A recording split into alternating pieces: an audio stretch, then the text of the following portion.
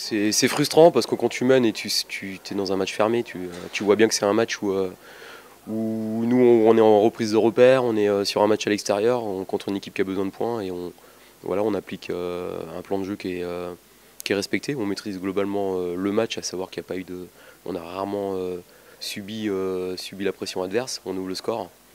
Voilà. Dans ces matchs-là, c'est souvent l'équipe qui ouvre le score qui doit rafler la mise et puis on prend ce penalty qui fait mal parce qu'il nous empêche de prendre les 3 points. Mais après, il n'y a pas une équipe qui a dominé l'autre réellement dans le jeu.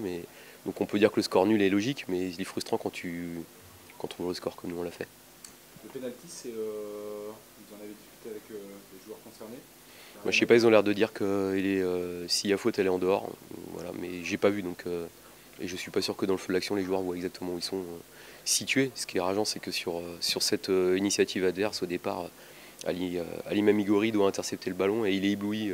On voit bien, il voit plus le ballon et Polo mal apprend et il décale Philippe Otto et en plus en étant en nombre, il y avait je pense moyen de gérer ça autrement que de faire faute, mais c'est le jeu.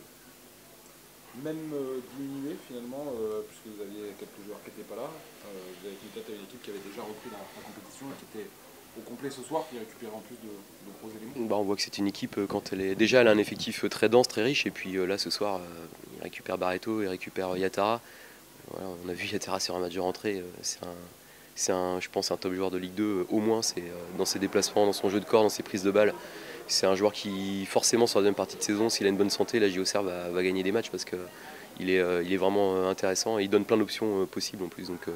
Donc cette équipe-là, composée comme elle l'est ce soir, c'est une équipe qui n'a rien à faire en bas de tableau. Parmi les points positifs, Oswald, il y a l'entrée en jeu forcée, mais d'Ali Mamigori qui marque quasiment sur son premier ballon. C'est vrai qu'Ali fait un mercabo but.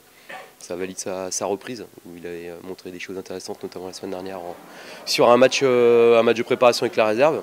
Voilà, maintenant, on a souvent été frustrés ou déçus de sa première partie de saison.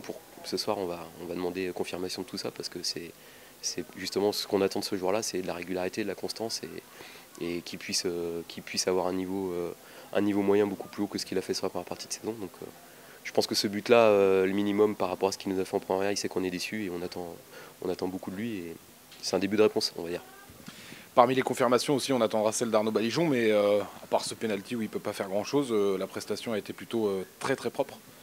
En tout cas, il a été, je pense, important dans la maîtrise qu'on a pu avoir. Il était très calme, il joue au pied, il fait beaucoup de bien. Notamment, il a l'initiative c'est pas un jeu au pied, mais c'est une relance en bras roulé sur Alex Bonnet sur le premier but, sur le but qu'on marque.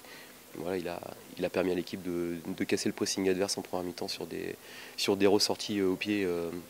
Donc c'est un plus, puis c'est un gardien qui a l'expérience. Donc on a vu qu'il a su gérer sa première, je pense, de façon positive et il a amené de la sérénité à l'équipe.